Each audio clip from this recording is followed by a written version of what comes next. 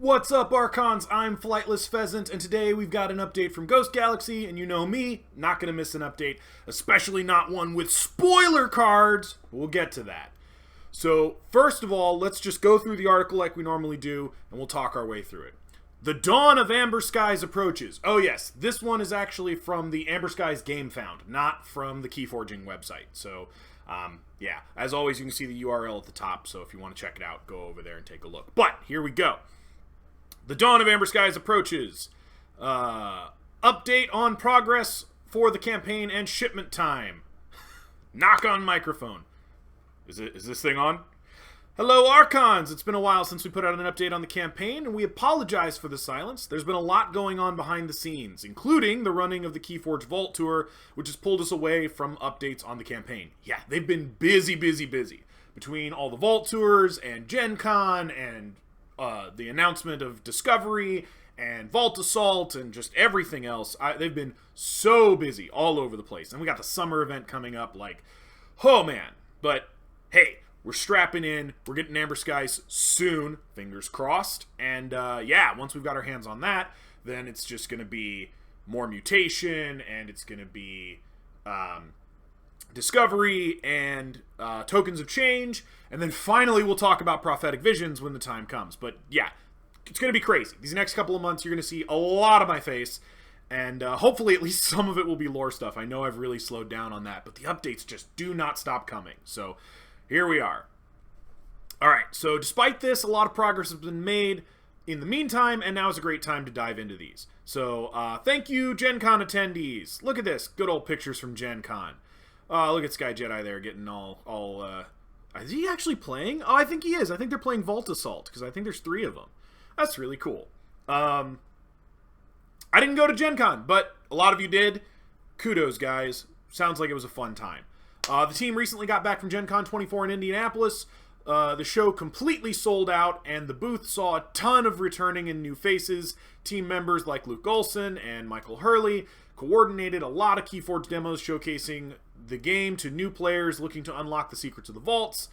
We also saw many Keyforge veterans showcasing their skills in the U.S. Nationals running across the weekend. It wasn't just longtime players, though. Many of our events saw some new faces, whether it was the premier tournaments or our various side events. Keyforge was definitely in full force at the big show, and we thank all of you who played a part in it. Heck yeah! Let's go Keyforge. I'm really excited, guys. Gen Con's a big event, and I got crowd anxiety. I can't really go to super huge events. Like, I'm gonna go to KFC, but I can't go to, like, fills a stadium full of people shuffling in all directions kind of events for the most part. So, but I'm glad people did go. It's always a big thing. It's good to get your name out there. Good for the board game community. So yeah, let's do it, Keyforge. All right, time to pack. Since the Pledge Manager's closure, the team worked on getting all the materials ready for production. It was no easy task, but a lot of new products were created for this campaign, like tokens of change, more mutation, and of course Aember Skies. Yeah, so much stuff. So many sets. I've talked about it already, and like, I got y'all's opinion, and I think most of us agree it's too much. They should have spaced it out a little more. But is what it is. We'll learn the lesson going forward. Maybe it won't be too much. Maybe it'll all work out and the pacing will be fine. But, I'm still kind of nervous.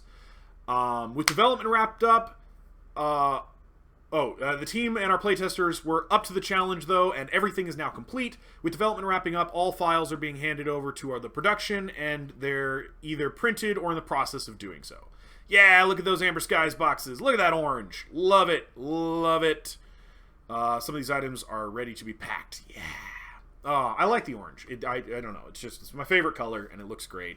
And I was very excited for Aember Skies, because the Skyborn have been on my radar for a long time. And just, okay. Oh, well, let's hide the spoilers for a second.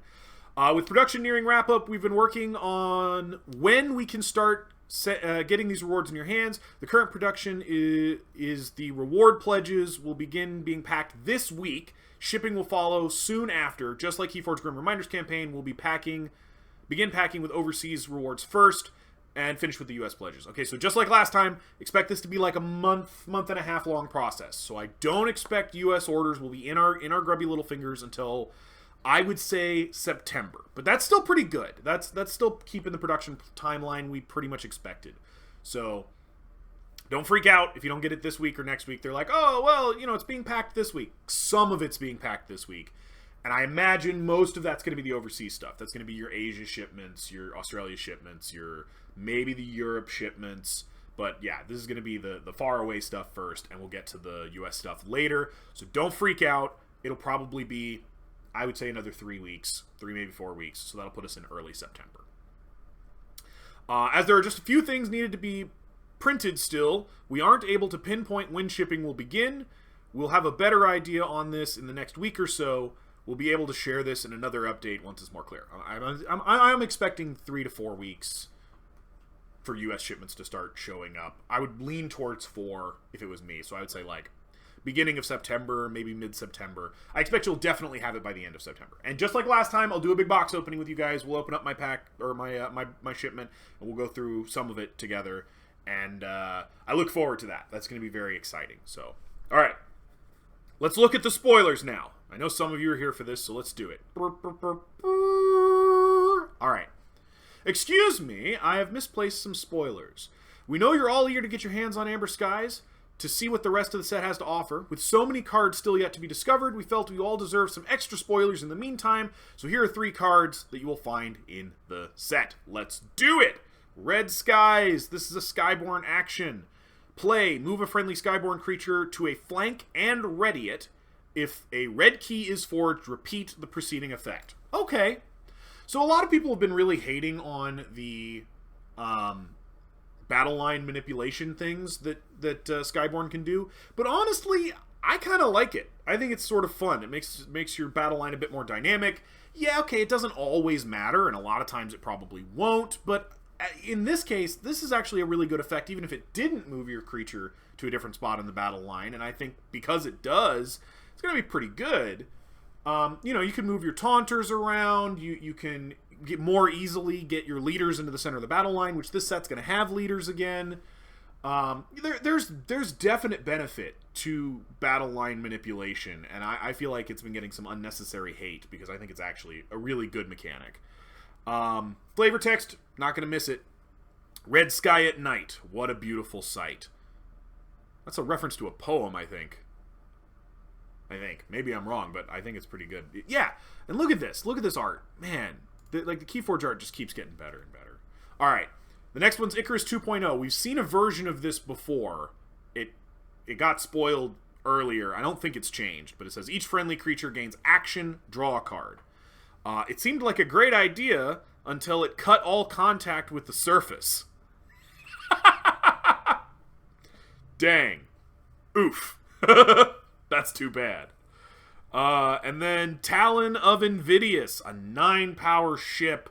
Oh, look at that. That's so scary. Play. Exalt Talon of Invidious 3 times. Okay.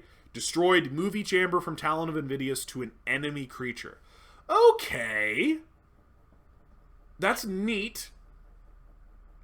Yeah, I really wish... So, I've talked about it a lot, but I wish they had kept Stratoflight. I wish these were sky ships, and I wish that they were, like, fighting with the sky beasts, and because I feel like a lot of these destroyed effects and these combat-centric effects would have been a lot more interesting if these creatures were kind of hard to kill or kind of hard to fight with, because they can only fight with or kill other things with Stratoflight unless you use direct destruction, which this set has a ton of, so it wouldn't have been too difficult. And other sets have direct destruction all over the place, so that's not really a big deal either.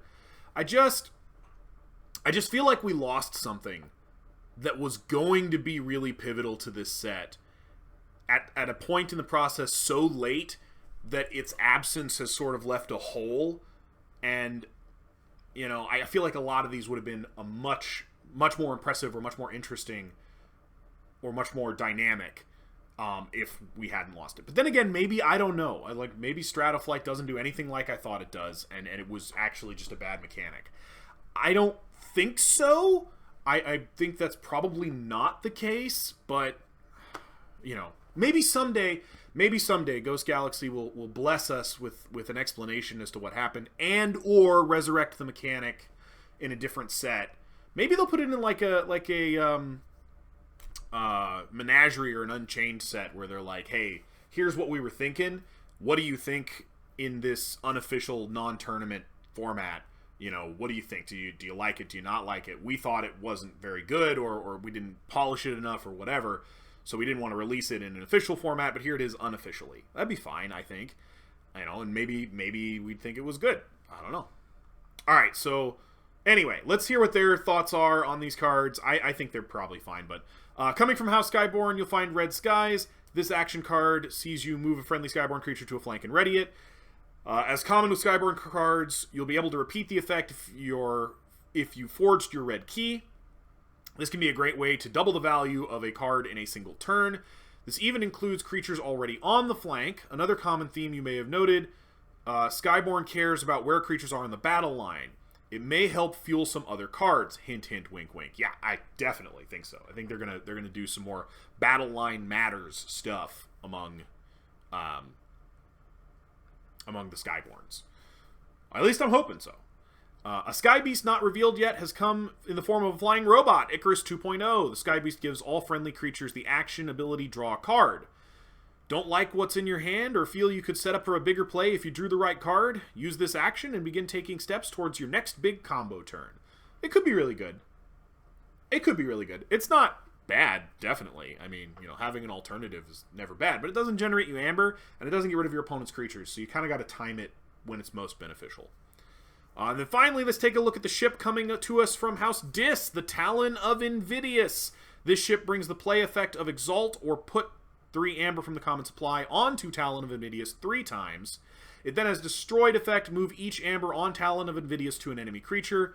This means that the Amber could head towards your opponent's creatures before ultimately ending in your own pool. Combine this with any bonus capture icons, and those 3 could grow into much more for you to gain. Absolutely. Also, it occurs to me that if you play a board wipe, the 3 Amber will get moved as a Destroyed effect before the cards are removed from play, and then once the cards are removed from play, you'd get the Amber back. So it's actually really good with things like Gateway to Dis or any of the other board wipes in House Dis.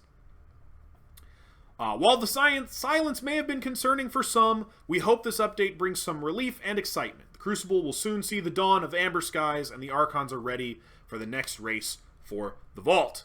Absolutely we are, and don't you know, I think we had plenty to talk about over the intervening months. I don't think it's been any kind of dry spell, and it's about the amount of time we expected for all the production to take place. So yeah, I'm not sweating it, and I don't think you should be either. I think we're in great shape here. But yeah, I'm looking forward to Aember Skies. I am. I know I've got some nitpicks, and I've been on Ghost Galaxy's case a little bit lately about set specific mechanics and how I feel like they're kind of nervous. They're kind of shying away from them because they want to do things that are safe and they don't want to take risks. But I feel like this is a game about taking risks, and if you're not willing to take risks, you're not really ever going to get to the heart of this game.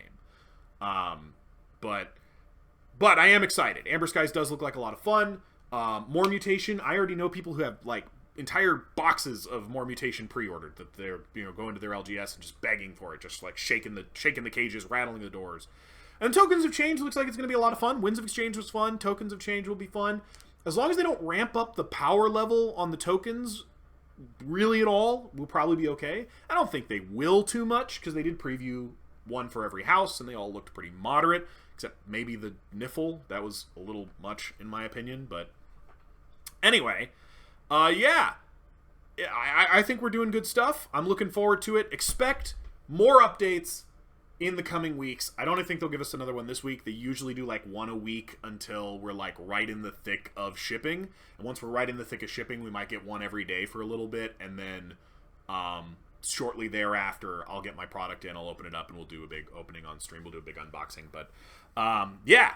And yeah, that's all I have for you today. So until next time, later, Archons.